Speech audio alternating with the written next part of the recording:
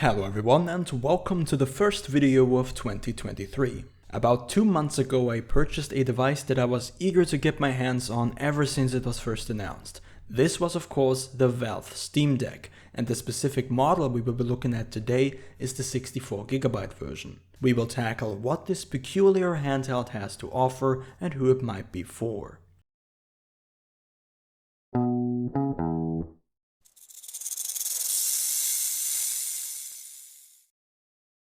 The Steam Deck was released in February of 2022 and was developed and distributed by Valve, the company behind Steam, the #1 PC gaming storefront. The Steam Deck comes in 3 different versions, the cheapest one at €420 offering 64GB of eMMC storage, the mid-tier one at €550 with 256GB of faster NVMe storage, and the premium tier €680 Steam Deck with 512GB of NVMe storage and an anti-glare glass screen. I opted for the cheapest version due to the fact that all 3 of them offer expandable storage via a microSD card slot, which gives you a potential 1TB of extra storage, and if I decide that I want a larger hard drive later in the future, I can always replace it myself for a cheaper price.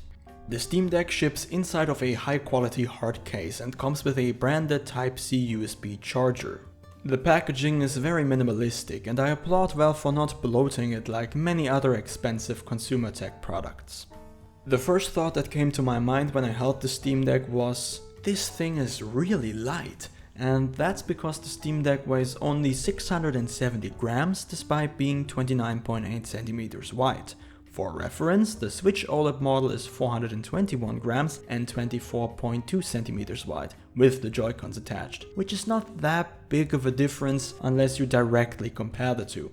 The specs of the system are interesting to say the least. It has a 4-core 8-thread Zen 2 processor by AMD, a RDNA 2 GPU, and 16GB of DDR5 RAM. The storage, as I mentioned earlier, depends on which model you end up purchasing. The Steam Deck has a USB-C port on the top, which is used for charging, but can also connect the deck to practically every single device I tried with it, from a large selection of microphones, keyboards and mice, to even more specialized devices such as audio interfaces. The deck immediately detects them and knows what to do with them. This is also why buying a dock for the Steam Deck is very much recommended. Valve offers their own dock for €90, but any USB-C hub should work fine. The Steam Deck features stereo speakers, an aux input, and a, in my opinion, very impressive internal microphone. This is what the microphone sounds like, in case you wondered. For an internal mic, this is pretty good.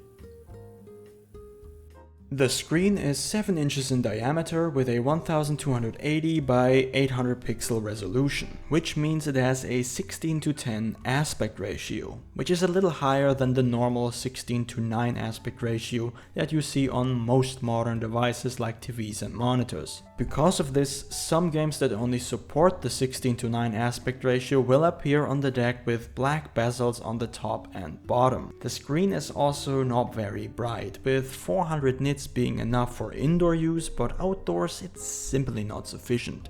The input options on the Steam Deck are amazing. We have a very solid D-pad, which makes it perfect for side scrollers, 2 responsive and texturized analog sticks, 2 adaptive trackpads for mouse controls and typing, face buttons based on the Xbox layout, analog triggers, shoulder buttons, and not 1, not 2, but 4 customizable buttons on the back. On top of that, it has Bluetooth, rumble, and gyro aiming support. It has pretty much everything you could possibly ask for in this regard.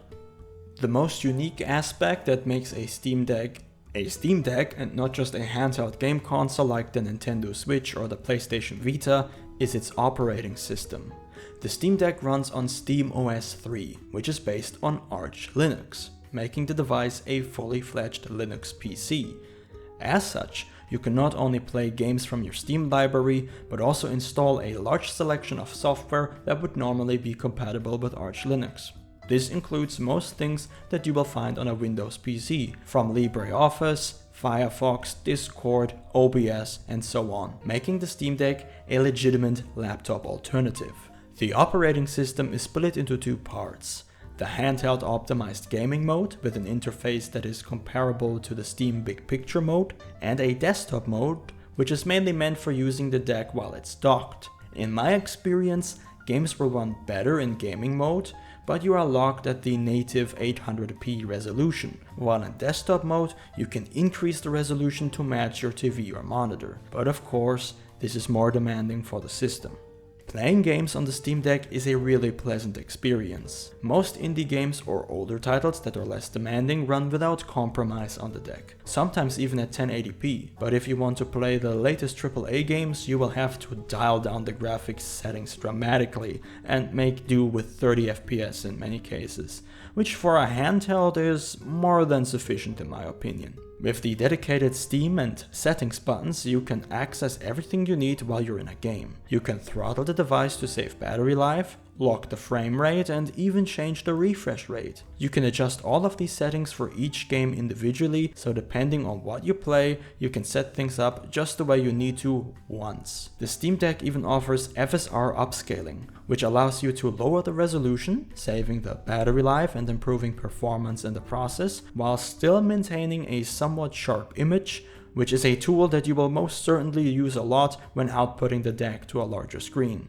This is of course a lot of tinkering. Because of that, I would not necessarily recommend the Steam Deck to people who simply want a handheld console. The deck is not a console. It's a computer that happens to look like a console. So you have all the features, but also a lot of the issues that come with using a PC. Compatibility is not always a given. You have to be ready to tweak a game's settings or to manually map the keys. This was never an issue for me, because I'm no stranger to PC gaming, but it could potentially feel like a chore to you.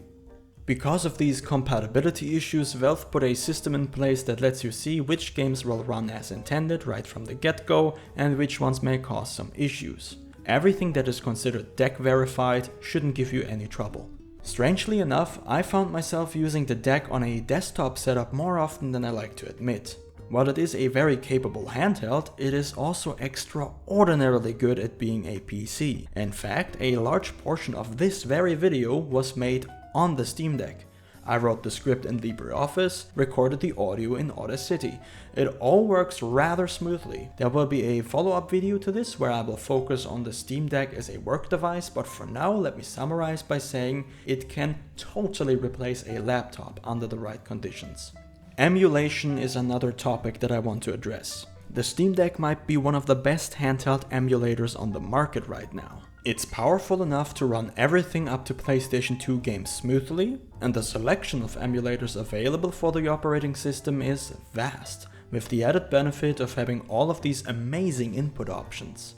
I played a whole bunch of PSP games on the deck, because there are some first and third person shooters on the platform that I didn't play before, since the PSP only had one analog stick, making them very difficult to control. But on the deck, the experience is great. From a PC gamer's perspective, the Steam Deck is quite frankly groundbreaking. It introduces thousands of people to Linux. It gives people who already have a Steam account the option to play most of their library on a handheld device and then easily lets them continue where they left off on their desktop PC.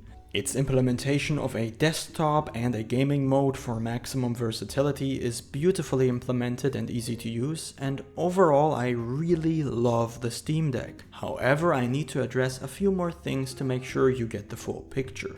The battery life of the system is very poor, especially if you want to play with high frame rates. Playing any game with 60 FPS is draining the battery quicker than you probably think. In graphically demanding games, we're talking 90 to 120 minutes in total. That's rough if you plan on traveling with your deck. Speaking of traveling, the Steam Deck is huge. Sure, it might not be uncomfortable to play, but it certainly is uncomfortable to fit in your backpack. At least a laptop has a slim form factor. And if you want to simply play some games, there are more compact options for that too.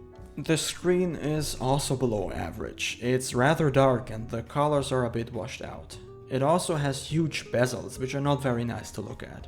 Another thing that I noticed when I did my research for this video is the shockingly common assumption that the Steam Deck is a so-called Switch killer, that Valve is in some sort of a direct competition with Nintendo, which in my opinion is a very uninformed statement to make. While the two devices look kind of similar from a distance, their appearance is the only thing they have in common. They are two fundamentally different devices, and one does not replace the other. The Switch is a regular console, offering a heavily curated user experience and focusing on ease of use. The Steam Deck is a handheld PC with a lot of different use cases that doesn't really focus on one specific thing.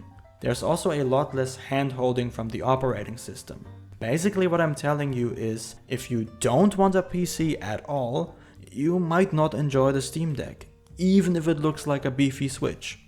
In summary, whether you are a PC gamer looking for an efficient handheld that complements your stationary system, a PC newbie that doesn't mind a little bit of tinkering, or perhaps you are really into emulation, this Steam Deck is a phenomenal device that I can wholeheartedly recommend to all of you. But for now, that's it on my part. If you have any questions or simply want to share your opinion, please leave a comment below. Thank you very much for watching, and of course, have a wonderful day.